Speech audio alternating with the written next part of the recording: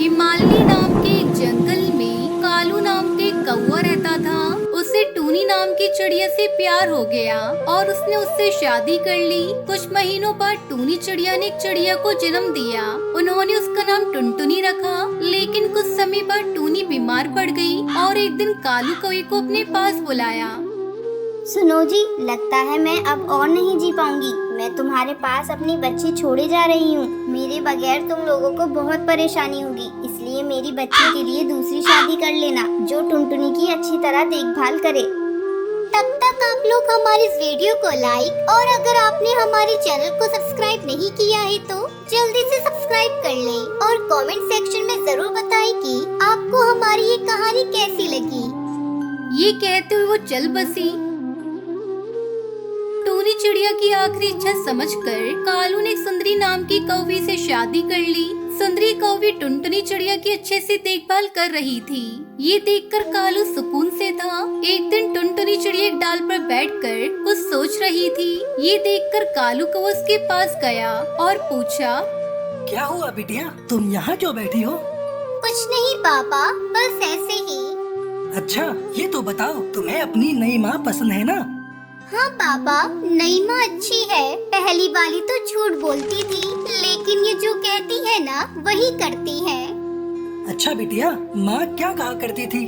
बाबा, पहली वाली माँ ना कहती थी अगर मैं बाहर घूमने गई तो मुझे खाना नहीं देंगी, लेकिन फिर वो मुझे सब जगह ढूंढती थी और घर लाकर मुझे खाना खिलाती थी। और ये माँ ने भी मुझसे कहा कि अगर मैं बाहर गई तो मुझे खाना नहीं खिलाएंगी और खिलाया भी नहीं। बाबा, 2 दिन से मैंने कुछ नहीं खाया। ये माँ अपनी बात पर बनी रहती है बाबा। ये सुनकर कालू का दिल टूट गया। सुंदरी, मैं समझ गया हूँ कि तुम मेरे सामने टुनटुनी की अच्छी देखभाल करने का सिर्फ नाटक करती हो। मैं जैसे ही घर से बाहर जाता हूँ तुम मेरी बच्ची को खाना तक नहीं देती। मैंने तुमसे अपनी खुशी के लिए शादी नहीं की थी। मेरी पहली पत्नी ने मुझसे कहा था कि मेरी बच्ची को एक माँ चाहिए होगी। अगर तुम उसे प्यार नहीं दे सकती मत दो, लेकिन कम से कम उसे समय पर रोज खाना जरूर दे दिया करो। ये कहते हुए वो बहुत दुखी हो गया और वहाँ से बाहर चला गया। फिर सुंदरी कौवी ने टुनटुनी चिड़िया को बुलाया और गुस्से में उसके सामने खाने की थाली फेंक दी। माँ, मेरी चोट लग गई है, क्या तुम मुझे खाना खिला दोगी?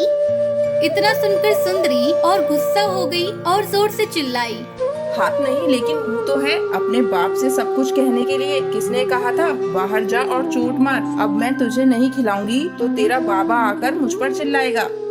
फिर सुंदरी कौवी टुनटुनी के मुंह में खाना ठूसने लग गई। माँ, मेरा मुंह जल रहा है। माँ, इसमें बहुत मिर्ची है, थोड़ा घी मिला दो माँ। खाना चाहिए तो हमेशा अच्छा अच्छा। मैंने कोई दूसरी सब्जी नहीं बनाई। आज मैंने और तेरे बाबा ने भी यही खाना खाया है। खाना है तो खा, वरना ऐसे ही भूखी सो जा। मैं और कुछ नहीं कर सकती। क्योंकि टुनटुनी चिड़िया 2 दिन से भूखी थी, उसने वो मिर्ची वाला खाना खा लिया। उस दिन जब टुनटुनी चिड़िया सो रही थी, उसे महसूस हुआ कि जैसे उसकी माँ सपने में उससे बात कर रही है और खाना खिला रही है। फिर उसने अपनी माँ से कहा, माँ, तुम कहाँ चली गई माँ? मुझे ये नई माँ अच्छी नहीं लगती। मेरे पास आ जाओ ना, नहीं तो मैं तुम्हारे पास आ जाऊंगी। ये माँ भी अच्छी है बेटा, तुम्हें उनकी बात सुननी चाहिए। वो जैसा कहे वैसा करा करो, फिर वो तुम्हें नहीं मारेंगी, ठीक है ना? ठीक है माँ। तभी टुनटुनी चिड़िया का सपना टूट गया। बहुत दिन बीतने के बाद भी सुंदरी के व्यवहार में कोई बदलाव नहीं आया। जब कालू घर पर होता तो वो नाटक करती कि वो टुनटुनी चिड़िया की अच्छे से देखभाल कर रही है, लेकिन जैसे ही घर से बाहर जाता वो टुनटुनी से घर के सारे काम करवाती। टुनटुनी चिड़िया उसके जुल्म सहन नहीं कर पा रही थी। अपने बाबा को बिना कुछ बताए वो हमेशा उदासी रहती थी। मैं बाबा को कुछ बता भी नहीं सकती। अगर बताऊंगी तो माँ और बाबा के बीच लड़ाई होगी। ये बात मुझे अच्छी नहीं लगती, लेकिन मैं अपनी नई माँ का जुल्म और बर्दाश्त नहीं कर पाऊंगी, इसलिए मुझे घर छोड़ना होगा। ऐसा सोचकर टुनटुनी चिड़िया अपना घर छोड़ देती है और दूसरे जंगल जाने लगती है। टुनटुनी चिड़िया बहुत थक गई थी, उसे पता नहीं था कि वो कहाँ जाएगी। थोड़ी दूर जाने पर टुनटुनी चिड़िया को एक पेड़ दिखाई देता है और वो उस पेड़ पर बैठ जाती है। टुनटुनी चिड़िया को देखकर बबली नाम की कबूतरी उसके पास आती है और उससे पूछती है, अरे बेटा, तुम ऐसे अकेले क्यों बैठी हो? और तुम तो बहुत छोटी हो। जंगल में कई शिकारी पक्षी रहते हैं, कहीं वो तुम्हें अपना शिकार न बना ले। आंटी, अगर मैं जंगली पक्षियों का शिकार बन जाऊंगी तो मुझे कोई दुख नहीं होगा, क्योंकि मेरी माँ ने मुझे अपना रोज शिकार बनाया है। अरे बेटा, ये तुम कैसी बातें कर रही हो? टुनटुनी चिड़िया बबली कबूतरी को अपनी सारी आप बीती बताती है। टुनटुनी की बात सुनकर बबली कबूतरी को बहुत दुख होता है और वो टुनटुनी चिड़िया से कहती है, देख बेटा, मैं पक्षियों के घर काम करती हूँ और उसी काम से मैं अपने घर का गुजारा करती हूँ। अगर तू चाहे तो मेरे साथ रह सकती है, मैं तुझे कोई काम दिलवा दूंगी। ठीक है आंटी, मैं कोई काम करके अपना गुजारा कर लूंगी। कम से कम मुझे अपनी सौतेली माँ का जुल्म तो नहीं सहना पड़ेगा। इस तरह टुनटुनी चिड़िया बबली कबूतरी के साथ काम करके खुशी खुशी अपना जीवन बिताने लगती है। ये सब क्या हो गया जी? कुछ नहीं बचा, ना खेत बची ना घर। अब हम क्या करेंगे जी? पता नहीं टुनटुनी, हमारी किस्मत में क्या लिखा है। खेत में फसल का एक दाना नहीं बचा, घर में रखी सारी उपज और बीज भी बह गए। पता नहीं अब कैसे गुजारा होगा हमारा। केरला के जंगल के हर घर की फिलहाल यही कहानी थी। 4 दिन से तेज तूफान ने सब कुछ बर्बाद कर दिया। पूरे इलाके में बाढ़ आई थी। कालू कौवे के खेत में हर तरफ तबाही का मंजर था। किसी को कुछ समझ में नहीं आ रहा था कि वो क्या खाएंगे और कैसे जिएंगे। रात को जंगल के मुखिया ने सभी के घर एक थैली चावल मदद के तौर पर भिजवाई। टुनटुनी ने उसी चावल से एक पतीली में खिचड़ी बनाई और फिर जैसे ही कालू और टुनटुनी उस खिचड़ी को खाने बैठे, ठीक उसी वक्त दोस्तों, आप लोग बताएं, आपको डेरी मिल्क चॉकलेट पसंद है या किटकैट? अगर आपको डेरी मिल्क चॉकलेट पसंद है तो लाइक करें और किटकैट पसंद है तो कमेंट करके बताएं। बेटा, कोई है क्या? 2 दिनों से भूखा हूँ। बेटा, कुछ खाने को मिलेगा क्या? बाबा, आप कहाँ से आए हैं? बेटा, मैं 3-4 दिन पहले बस यहाँ से गुजर रहा था, तभी जोर की बारिश शुरू हो गई। बारिश से बचने के लिए मैं पास वाले मंदिर में रुक गया, लेकिन बारिश बढ़ती ही चली गई और मैं वहीं पर फंस गया। अब पानी कम हुआ तो बाहर निकल पाया। अब वो मैं बोल रहा था कि कुछ खाने को है क्या बेटा?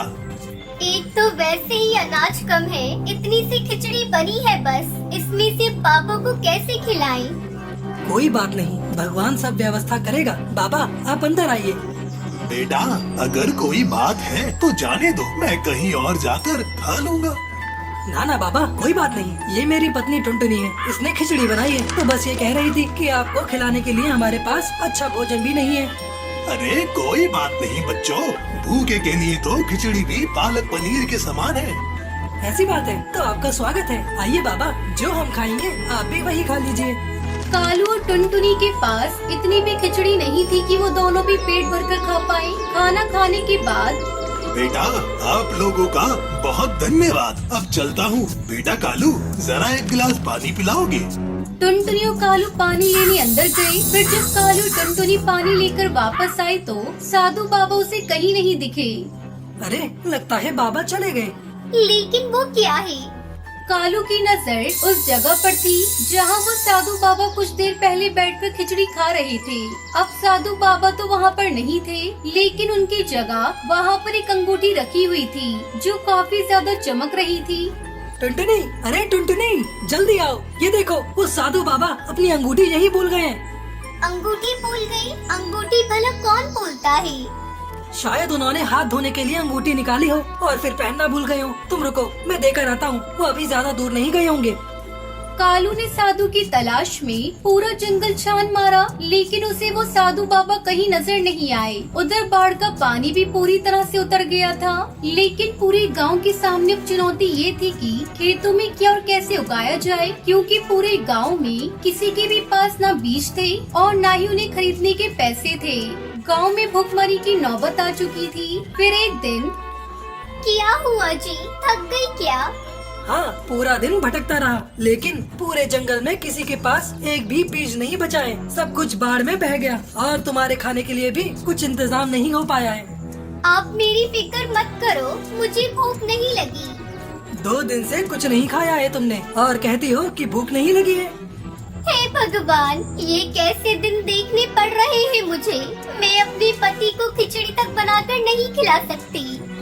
खिचड़ी की बात सुनते ही कालू का दिमाग ठनका और उसने टपाक से पूछा, क्या कहा तुमने टुनटुनी? यही कि अब हमारी किस्मत में खिचड़ी भी नहीं है। हाँ, मुझे भी याद आया। याद करो, उस दिन हमारे घर एक साधु बाबा आए थे और वो अपनी अंगूठी यहीं पर छोड़ गए थे। हो सकता है कि वो हालात देखकर जानबूझकर उसे यहाँ छोड़ गए हो। जल्दी करो, वो अंगूठी लेकर आओ, हम उसे बेचकर कुछ और दिन खाना खा सकते हैं। पर वो तो पापा की अमानत है ना। जो भी हो टुनटुनी, अपने जीते जी मैं तुम्हें भूखा नहीं देख सकता। कालू के कहने पर टुनटुनी अंगूठी को ले आई। जब उन्होंने ध्यान से देखा तो उस अंगूठी पर नख की जगह एक बीज लगा हुआ था। असल में वह जादुई फल का बीज था, जिसे कालू ने बड़े ध्यान से अंगूठी से अलग किया। पर कोई अपनी अंगूठी में नख की जगह फल का बीज क्यों लगाकर घूमेगा? यही तो सवाल है टुनटुनी। जरा सोचो, जब हमारे घर में कुछ खाने को नहीं था, तभी एक साधु हमारे पास आते हैं और ये बीज यहाँ छोड़कर चले जाते हैं।